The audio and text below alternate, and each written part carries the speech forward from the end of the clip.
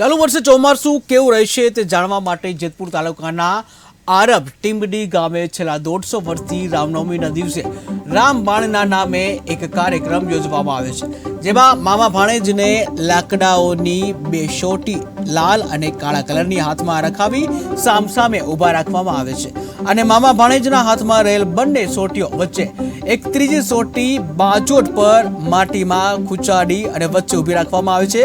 ત્યારબાદ જય શ્રી રામનો જયકાર બોલાવી અને વર્તારી જોવાનું શરૂ કરવામાં આવે છે અને મામા ભાણેજ બંનેએ પગને લાલ અને કાળા કલરની સોટીમાંથી કયા કલરની સોટી વચ્ચે ઊભી રાખી અને સોટીને અડે તેના પરથી જે આવતા વર્ષે કેવો વરસાદ વરસશે તે જાહેર કરવામાં આવે છે।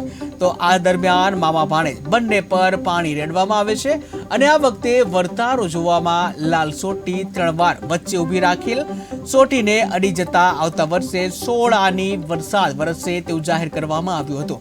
આ તડકે રામજી મંદિરના મહંત જીતેન્દ્ર દાસે જણાવ્યું હતું કે 150 વર્ષથી ચાલી આવતી આ પરંપરામાં વર્તારો ક્યારેય ખોટો પડ્યો નથી।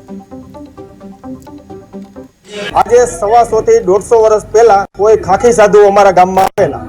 જ્યારે અમારા ગામના રામજી મંદિરના મહંત હતા તેમને તે ખાખી સાધુએ 2 વાંસની સોટી આપેલી। એક વાંસની સોટીમાં લાલ કપડું બાંધેલું છે, જ્યારે બીજી સોટીમાં વાંસની કાળી કપડું બાંધેલું છે। જે રામનવમીના દિવસે બપોરે 12 વાગે રામજી મંદિરની આરતી કરી અને વચ્ચે એક સ્તંભ ઊભો કરી એમાં વચલી એક સોટી ઊભી કરી અને સગા મામો ભાણેજને નવડાવી અને ઊભા રાખવામાં આવે છે। આશરે 150 વર્ષ થયા। સગા મામા ભાણેજ હોય, એક લાલ સોટી હોય, એક કાળી સોટી હોય, વચ્ચે લીંબો હોય માટીનો અને એક ઊભી સોટી હોય વચ્ચે। એમાં સગા મામા ભાણેજ સૂતક ન હોય છે મામા ભાણેજને